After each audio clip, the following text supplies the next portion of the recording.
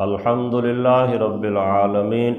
والصلاة والسلام علی سید الانبیاء والمرسلین اما بعد فاعوذ باللہ من الشیطان الرجیم بسم اللہ الرحمن الرحیم والذین اذا فعلوا فاحشة او ظلموا انفسهم ذکروا اللہ فاستغفروا لذنوبهم ومن يغفر الذنوب الا اللہ وَلَمْ يُصِرُّوا عَلَى مَا فَعَلُوا وَهُمْ يَعْلَمُونَ أُولَئِكَ جَزَاؤُهُمْ مَغْفِرَةٌ مِّن رَّبِّهِمْ وَجَنَّاتٌ تَجْرِي مِن تَحْتِهَا الْأَنْهَارُ خَالِدِينَ فِيهَا وَنِعْمَ أَجْرُ الْعَامِلِينَ صدق اللہ العظیم۔ احباب دی وقار، آج ہمیں سورہ آل عمران کی آیت نمبر 135 اور آیت نمبر 136 پڑھنے کی سعادت حاصل ہو رہی ہے۔ ان آیات میں خالق ارض و سماوات نے اس بات کو بیان فرمایا کہ وہ بندہ جس سے اگر کوئی گناہ سرزد ہو جائے، وہ کسی برائی کے اندر مبتلا ہو جائے اور وہ برائی میں مبتلا ہونے کے بعد فوراً اللہ کی طرف رجوع کر لے، رب تعالیٰ کا ذکر کرے، اللہ تعالیٰ سے استغفار کرے اور اپنے اس گناہ پہ ڈٹ نہ جائے بلکہ نادم اور شرمندہ ہو کے اللہ کی بارگاہ میں رجوع کر لے، تو ایسے بندے کو رب تعالیٰ کن انعامات سے نوازے گا، ان کا یہاں پہ خالق ارض و سماوات نے تذکرہ فرمایا ہے۔ ارشاد فرمایا والذین اذا فعلوا فاحشة او ظلموا انفسهم، اور جن لوگوں نے جب کوئی بے حیائی کا کام کیا یا انہوں نے اپنی جانوں کے اوپر ظلم کر لیا، ذکر اللہ، تو انہوں نے اللہ کو یاد کیا، یعنی ان سے کوئی برائی بے حیائی کا کام ہو گیا، اپنی جانوں کے اوپر ظلم ہو گیا، تو اس کے فوراً بعد انہوں نے اللہ کا ذکر کیا، اللہ کی عبادت شروع کر دی، فاستغفروا لذنوبہم، اور اپنے گناہوں کی معافی مانگ لی، ومن یغفر الذنوب الا اللہ، اور آگے تنبیہ فرمائی کہ اللہ کے سوا کوئی بھی کسی کے گناہوں کو بخشنے والا نہیں، بخشش فرمانے والی ذات وہ خالق و مالک ہے، اس کے علاوہ کوئی بخشنے والا نہیں۔ تو فرمایا جس سے گناہ سرزد ہو گیا، اس نے یہ نظریہ رکھتے ہوئے کہ اللہ کے علاوہ تو کوئی گناہوں کو معاف کرنے والا ہے نہیں، فوراً اللہ کو راضی کرنے کی کوشش کر لی، وَلَمْ يُصِرُّوا عَلَى مَا فَعَلُوا وَهُمْ يَعْلَمُونَ، اور انہوں نے جو کام کیا تھا اس پر اصرار نہیں کیا، دانستہ طور پہ اس گناہ کے اوپر ڈٹ نہیں گئے، بلکہ گناہ تو سرزد ہو گیا، غلطی تو سرزد ہو گئی، تو اس پر ڈٹ جانے کی بجائے فوراً اللہ کی بارگاہ میں رجوع کر لیا، اللہ سے معافی طلب کر لی، تو ایسی صورت میں رب تعالیٰ اسے ایسے انعامات سے نوازے گا کہ جس کی دنیا کے اندر کوئی مثال ہی نہیں مل سکتی۔ اللہ جل شانہ نے ان کے لیے تذکرہ فرمایا اولئک جزاؤہم مغفرۃ من ربہم، یہ وہ لوگ ہیں یعنی جن سے ظلم ہوا، غلطی ہوئی، فوراً اللہ کی بارگاہ میں رجوع کیا، اللہ کا ذکر کیا، رب تعالیٰ سے معافی مانگ لی، تو اللہ نے ارشاد فرمایا یہی وہ لوگ ہیں کہ جن کے لیے ان کے رب کی طرف سے مغفرت ہے، وجنات، اور جنت کے باغات ہیں، ایسے باغات کے تجری من تحتها الانہار، جن باغوں کے نیچے نہریں جاری ہیں، کہیں دودھ کی نہر ہے، کہیں شہد کی نہر ہے، کہیں پاکیزہ شراب کی نہر ہے، کہیں پاک اور مصفہ پانی کی نہر ہے، خالدین فیہا، اور وہ جنت بھی ایسی ہے کہ کوئی بندہ اس کے اندر ایسا نہیں کہ کوئی ایک ہفتے کے لیے یا ایک مہینے کے لیے چلا گیا، نہیں، بلکہ فرمایا جو اس میں ایک مرتبہ داخل ہو گیا خالدین فیہا، وہ ہمیشہ ہمیشہ اس جنت کے اندر رہے گا، وَنِعْمَ أَجْرُ الْعَامِلِينَ، اور نیک کام کرنے والوں کے لیے کیا خوب جزا رب تعالیٰ نے تیار کر رکھی ہے۔ تو احباب دی وقار، پہلی آیت میں جو گناہ کا تذکرہ ہوا کہ اگر کسی بندے سے گناہ سرزد ہو جائے تو اسے فوراً اللہ کی بارگاہ کی طرف رجوع کر لینا چاہیے۔ ہمارے آقا کریم صلی اللہ تعالیٰ علیہ وسلم نے بھی اس حوالے سے کچھ ہدایات ہمیں عطا فرمائی ہیں۔ مفسرین کرام نے اس کو بیان کیا تفسیر کے اندر کہ آقا کریم صلی اللہ تعالیٰ علیہ وسلم نے ارشاد فرمایا کہ جو شخص بھی کوئی گناہ کرے، اس سے کوئی گناہ سرزد ہو جائے، پھر وہ اچھی طرح سے وضو کرے، وضو کرنے کے بعد اللہ کی بارگاہ میں کھڑا ہو جائے اور 2 رکعت نماز پڑھے، نماز پڑھنے کے بعد وہ اللہ کی بارگاہ میں استغفار کرے، توبہ کرے، تو رب تعالیٰ اس کی غلطی کو معاف فرما دیتا ہے، رب تعالیٰ اس کی خطا سے درگزر فرما دیتا ہے۔ تو یہ رب تعالیٰ کی طرف سے ایک خاص انعام ہے کہ بندے سے اگر غلطی سرزد ہو جاتی ہے تو بندہ اس پہ ڈٹ نہیں جاتا، بلکہ نادم اور شرمندہ ہو کر اللہ کی بارگاہ میں رجوع کر لیتا ہے تو اللہ اس کی غلطی کو معاف فرما دیتا۔ تو احباب دی وقار، یہ جو توبہ ہے، توبہ کا اصل تعلق بندے کے دل کے ساتھ ہے کہ اگر بندے سے کوئی غلطی ہو جائے، کوئی گناہ ہو جائے، تو اس گناہ کے اوپر بندے کے دل کے اندر جو شرمندگی کا، جو ندامت کا اظہار ہوتا ہے، اللہ کی بارگاہ میں جو بندہ شرم محسوس کرتا ہے، یہی صحیح معنوں میں توبہ ہے۔ اگر اس نے زبان سے توبہ توبہ کرتا رہا تو یہ توبہ نہیں ہے، اگرچہ زبان سے کہہ لینا یہ بھی ٹھیک ہے، اچھی بات ہے، لیکن اصل توبہ یہ ہے کہ گناہ ہونے کے بعد بندے کے دل کے اندر اس گناہ پر ندامت پیدا ہو جائے، شرمندگی پیدا ہو جائے، اور بندے کے دل میں یہ خیال آ جائے کہ یہ گناہ مجھ سے سرزد ہو گیا، دوبارہ کبھی ایسا گناہ نہیں کروں گا۔ یہی صحیح معنوں میں توبہ ہے۔ حضرت سیدہ طیبہ طاہرہ اما عائشہ صدیقہ عفیفہ رضی اللہ تعالی عنہا، آپ ایک حدیث مبارکہ روایت کرتی ہیں، بیان فرماتی ہیں کہ آقا کریم صلی اللہ تعالی علیہ وسلم نے ارشاد فرمایا کہ جب کوئی بندہ گناہ کر کے غمگین ہو جائے، گناہ کر کے پریشان ہو جائے، غم کے اندر مبتلا ہو جائے، تو فرمایا اللہ تعالیٰ اس کو بخش دیتا ہے، خواہ اس نے استغفار نہ بھی کیا ہو۔ یعنی ظاہری طور پر اس نے زبان کے ساتھ یہ توبہ اور استغفار نہ بھی کیا ہو، لیکن گناہ کی وجہ سے اس کا دل غمگین ہو گیا، اس کے دل میں ندامت پیدا ہو گئی، اللہ کی بارگاہ میں حاضر ہونے پر اسے شرمساری کا احساس ہو گیا، تو فرمایا یہی اصل میں توبہ ہے۔ توبہ کے چند اجزاء بیان کیے ہیں فقہاء کرام نے، ان میں سے ایک یہ ہے کہ بندہ اپنے گناہ پہ نادم ہو اور دوبارہ گناہ نہ کرنے کا عزم کر لے، اور اس گناہ کی تلافی کرنے کے لیے بندہ کچھ نیک اعمال کر لے۔ تو فرمایا ان تمام توبہ کے اعمال میں سے جو سب سے بڑا عمل اور جو سب سے لازمی جز ہے وہ یہی ہے کہ بندے کو اپنے گناہ پر ندامت ہو جائے،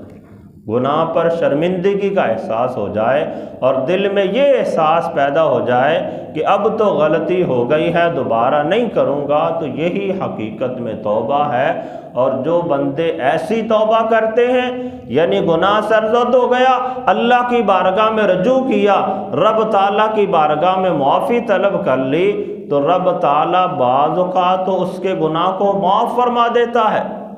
اس طرح سے معاف فرماتا ہے کہ گویا اس نے گناہ کیا ہی نہیں۔ اس کے بارے میں بھی حضور کی حدیث مبارکہ ہے، التائب من الذنب کمن لا ذنب لہ، فرمایا گناہ سے توبہ کرنے والا ایسے ہے کہ جیسے اس نے گناہ کیا ہی نہیں ہے۔ یعنی توبہ کا ایک درجہ یہ ہے کہ بندے نے گناہ کیا، اس کے گناہ کو مٹا دیا گیا، ایسی کامل توبہ کی کہ پتہ ہی نہیں چلتا کہ اس نے گناہ کیا ہے۔ اور توبہ کا ایک اس سے بھی کمال درجہ ہے، وہ یہ کہ اللہ تعالیٰ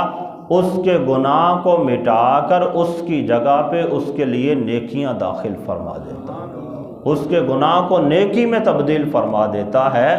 یہ توبہ کا اس سے بھی بڑا درجہ ہے، اور اسے بھی اللہ نے قرآن کریم میں بیان فرمایا، الا من تاب وآمن وعمل عملا صالحا فاولئک یبدل اللہ سیئاتہم حسنات۔ فرمایا کہ وہ بندہ جس نے اپنے گناہ پہ توبہ کی اور اچھے اعمال شروع کر دیے، یہ وہ لوگ ہیں کہ اللہ نے ان کے گناہوں کو، ان کی سیئات کو بھی نیکیوں کے اندر تبدیل فرما دیا۔ تو یہ توبہ کا اس سے بھی بڑا درجہ ہے۔ ایک درجہ تو یہ کہ بندے کا گناہ مٹ جائے، اور دوسرا درجہ یہ ہے کہ صرف گناہ مٹا ہی نہیں ہے بلکہ وہ گناہ ہی نیکی کے اندر تبدیل ہو جائے۔ تو رب تعالی ہمیں ایسی توبہ کرنے کی توفیق عطا فرمائے۔ احباب دی وقار، حضرت سیدنا ابو ہریرہ رضی اللہ تعالیٰ عنہ سے مروی ایک حدیث مبارکہ ہے کہ آقا کریم صلی اللہ تعالیٰ علیہ وسلم نے ارشاد فرمایا، 4 شخص ایسے ہیں کہ جن کے لیے جنت کے پاکیزہ باغ ہیں۔ 4 قسم کے لوگ فرمایا جنت کے پاکیزہ باغوں کے اندر ہوں۔ اس میں سے پہلے نمبر پر فرمایا کہ وہ بندہ جو لا الہ الا اللہ پر مضبوط اعتقاد رکھے۔ لا الہ الا اللہ پڑھ لیا، اس پر پختہ اعتقاد کر لیا اور کسی قسم کے شک کے اندر مبتلا نہیں ہوا، یعنی اس نے یہ عقیدہ رکھ لیا کہ اللہ کے علاوہ کوئی عبادت کے لائق نہیں۔ لا الہ الا اللہ کا یہی مفہوم ہے کہ صرف زبان سے نہ کہے بلکہ دل کے اندر پختہ اعتقاد رکھے کہ واقعتاً اللہ کے علاوہ کوئی عبادت کا مستحق نہیں ہے، اور اس میں کسی قسم کا اس سے شک و شبہ نہ ہو۔ دوسرے نمبر پر فرمایا کہ جو بندہ نیک کام کرے، جب اس سے نیکی سرزد ہو جائے تو تکبر نہ کرے بلکہ خوشی کا اظہار کرتے ہوئے اللہ کی حمد بیان کرے، اللہ کا شکر ادا کرے کہ باری تعالیٰ تیرا شکر ہے تو نے مجھے نیکی کرنے کی توفیق عطا فرمائی۔ اور تیسرے نمبر پر فرمایا وہ بندہ کہ جب اس سے کوئی گناہ سرزد ہو جائے تو وہ گناہ پہ اکڑ نہ جائے بلکہ فوراً اپنے گناہ پہ غمگین ہو جائے، اپنے گناہ پہ نادم ہو جائے اور اللہ کی بارگاہ میں توبہ اور استغفار کرنا شروع کر دے۔ تو یہ بھی فرمایا ایسا بندہ ہے کہ جو جنت کے پاکیزہ باغوں میں ہوگا۔ اور چوتھے نمبر پر فرمایا کہ وہ بندہ کہ جب اسے کوئی مصیبت پہنچے، کوئی تکلیف پہنچے تو بے صبری کا مظاہرہ نہ کرے بلکہ صبر و تحمل کا اظہار کرتے ہوئے انا للہ و انا الیہ راجعون پڑھ لے، تو فرمایا یہ بندہ بھی جنت کے پاکیزہ باغ میں ہوگا۔ تو یہ 4 بندوں کا یہاں پہ تذکرہ فرمایا۔ جو بندہ لا الہ الا اللہ پر اعتقاد کے ساتھ ڈٹ گیا، دوسرے نمبر پر جس نے نیکی کی اور نیکی کرنے کے بعد دل میں خوشی محسوس ہوئی اور اللہ کی حمد بجا لائی، شکر ادا کیا، تیسرے نمبر پر وہ بندہ کہ جب اس سے گناہ سرزد ہو گیا تو فوراً ندامت کرتے ہوئے اللہ کی بارگاہ میں توبہ کرنے لگ گیا، اور چوتھے نمبر پر وہ بندہ کہ جب مصیبت پہنچی تو اس نے صبر و تحمل کا اظہار کیا اور انا للہ و انا الیہ راجعون کہا۔ تو پھر احباب دی وقار یہاں پہ ایک تذکرہ یہ بھی ہوا کہ وہ لوگ جن سے کوئی گناہ سرزد ہو جائے، اپنی جانوں پہ ظلم کر لے، تو وہ فوراً اللہ کی بارگاہ میں رجوع کرتے ہیں۔ آگے بیان فرمایا وَلَمْ يُصِرُّوا عَلَىٰ مَا فَعَلُوا، انہوں نے جو کام کیا ہے دانستہ طور پر یا غیر دانستہ طور پر، ان سے جو کام سرزد ہوا ہے وہ اس پہ اصرار نہیں کرتے۔ اصرار سے مراد مفسرین کرام نے یہ بیان کیا کہ اگر بندے سے کوئی گناہ سرزد ہو جائے تو بندہ اس پہ توبہ ہی نہ کرے، گناہ سرزد ہوا پھر گناہ کر لیا، پھر گناہ سرزد ہوا پھر گناہ کر لیا، یعنی اس پہ ندامت ہی نہیں ہے، توبہ ہی نہیں ہے، ایسے ہی گناہ پہ گناہ کرے جا رہا ہے، تو یہ گناہ کے اوپر اصرار ہے، اور اصرار کی وجہ سے اگر بندے نے کوئی صغیرہ گناہ کیا ہو تو وہ بھی کبیرہ کے درجے میں چلا جاتا ہے۔ اور فرمایا اگر کسی بندے سے گناہ تو سرزد ہو گیا لیکن اس نے فوراً اللہ کی بارگاہ میں توبہ کر لی، سچے دل سے اللہ کی بارگاہ میں رجوع کر لیا اور دوبارہ اس گناہ کو نہ کرنے کا پختہ عہد کر لیا، لیکن پھر گناہ سرزد ہو گیا،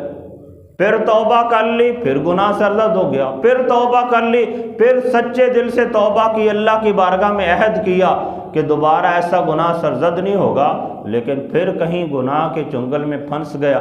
شیطان کے دھوکے میں آ گیا اور گناہ سرزد ہو گیا، تو فرمایا جو بندہ اس طرح سے گناہ تو سرزد ہوتا ہے لیکن توبہ کر لیتا ہے پھر اس سے گناہ سرزد ہو جاتا ہے، تو ایسی صورت میں اگر وہ دن میں 70 مرتبہ بھی گناہ کر لے لیکن ہر مرتبہ وہ توبہ کر لیتا ہے تو وہ بندہ گناہ پہ اصرار کرنے والا نہیں شمار ہوگا،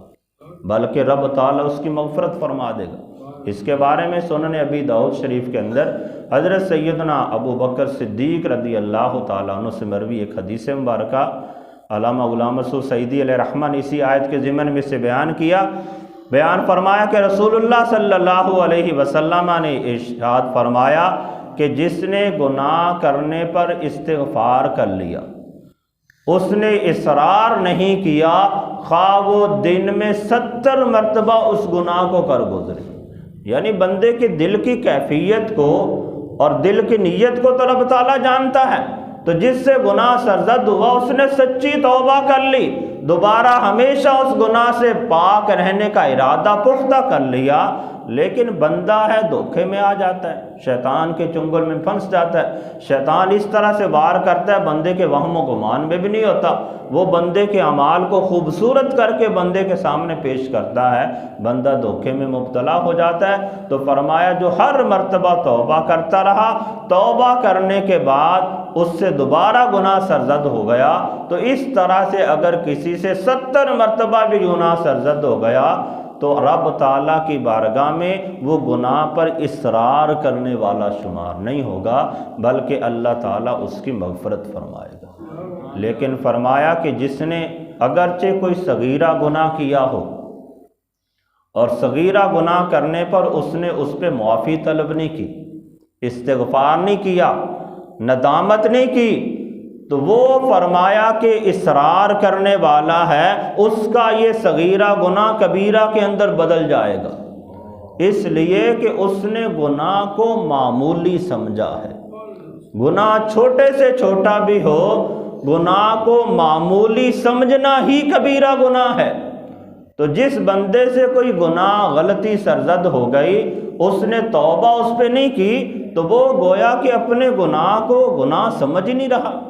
اس نے گناہ کو معمولی سمجھا ہے، تو گناہ کو معمولی سمجھ لینا یہ فی نفسی ہی خود ایک کبیرہ گناہ ہے۔ اس لیے فرمایا کہ صغیرہ گناہ پر اصرار کرنے والا، یعنی اس پہ توبہ نہیں کی پھر گناہ ہو گیا، پھر توبہ نہیں کی پھر گناہ ہو گیا، تو ایسا بندہ کبیرہ گناہ کا مرتکب بن جائے گا۔ ایسے ہی یہ بھی بیان فرمایا کہ جو بندے سے گناہ سرزد ہو جاتا ہے،